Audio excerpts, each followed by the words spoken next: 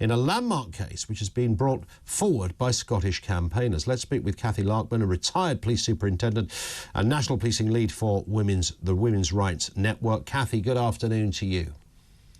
Good afternoon, Ian. Thank you for having me on. It's a pleasure. Nice to have you with us. Weird old world, isn't it? We have to go to court to work out what a woman is.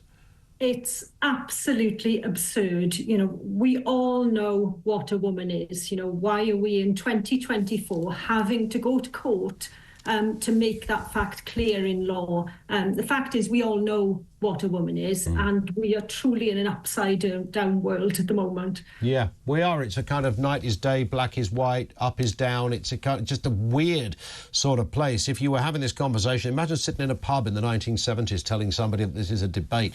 They'd have thought you were crackers. But here we are having this very discussion. Some say, well, look, this court case is a good thing if it comes out with the right answer. Well, yeah, and that will be interesting to see how that develops. And I absolutely commend for Women Scotland for bringing this case before the Supreme Court. We'll have to see how that case develops, of course, but, you know, there are various pieces of legislation that haven't exactly helped women over the years as well, and they'll have a thorough airing, I'm sure, in the Supreme Court hearing. In terms of the specific issue on policing, BTP, British Transport Police, saying that it's kind of OK if trans officers strip search women. As a former senior police officer, what do you feel about that, Cathy? I think it's offensive. I think it's absolutely inhumane that police chiefs should decide to do this. I policed for over 31 years. Most of my service was operational on the front line or supervising operational officers. I have carried out many, many searches and supervised many, many more. And a lot of them were strip searches as well. Yeah. Women being strip searched are placed in a situation where there is an extraordinary imbalance of power. They may feel very frightened. They will certainly feel extraordinarily vulnerable. Added to the fact that some of those women may be victims already of sexual trauma. Sure. You may have women from religious and cultural groups where there is an absolute prohibition on being undressed around a man. Yeah. And you may have, you know, young girls in their teens as well being undressed, just to name a few groups. The Police and Criminal Evidence Act, known as PACE, which governs the, how searches are carried out, and particularly strip searches as well in England and Wales, is very, very clear that these should be carried out by an officer of the same sex. Yeah.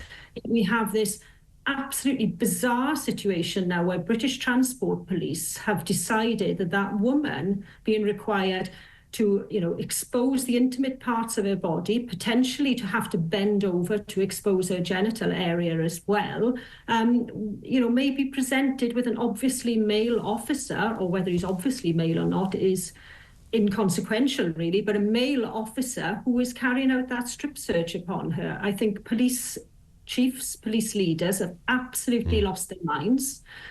British Transport Police are not the only force in this situation, I have to add, Ian. The Women's Rights Network wrote about this issue across police forces in a report that was issued in January of this year called State-Sanctioned Sexual Assault.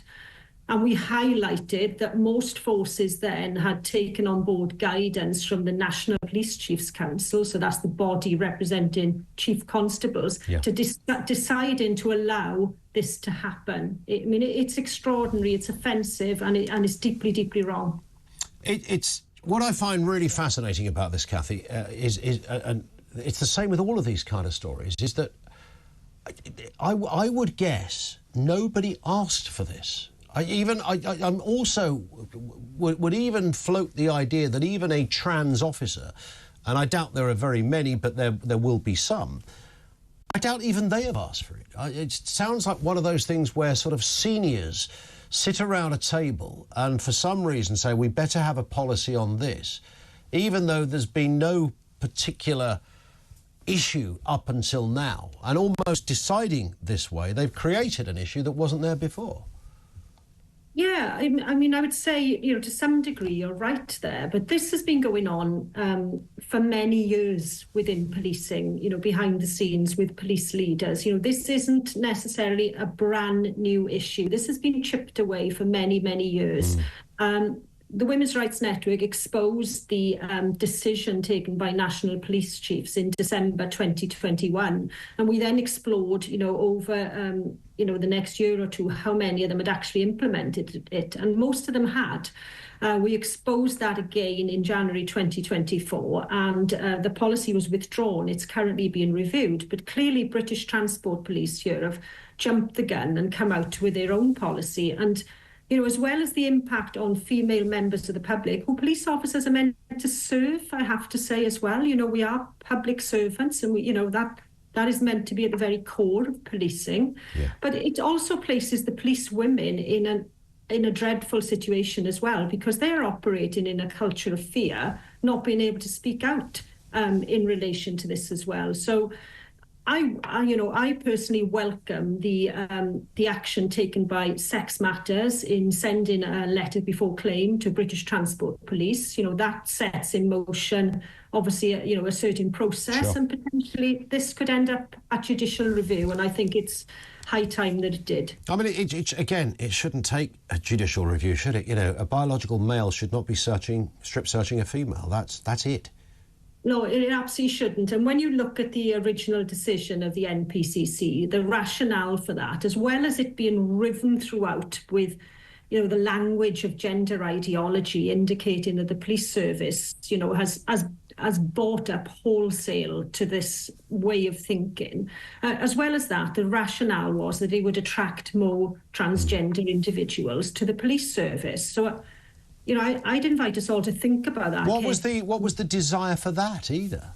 Well, it sort of says, doesn't it, Ian, really, that the prospect of seeing a naked woman is being dangled as a carrot for a reason to join the police service. Well, yeah, I mean, if somebody happens to be trans and they join the police service, so what? But the idea that you would actively say, we need more trans, I don't know why you would sort of to go out of your way to try and recruit more people who are trans. I mean, that is strange. And as you rightly say there, I mean, that's extraordinary, Cathy, that, yes, I mean, and you'll even be able, not only will you be on the beat, helping your community, you'll even be able to strip search females. I mean, wow.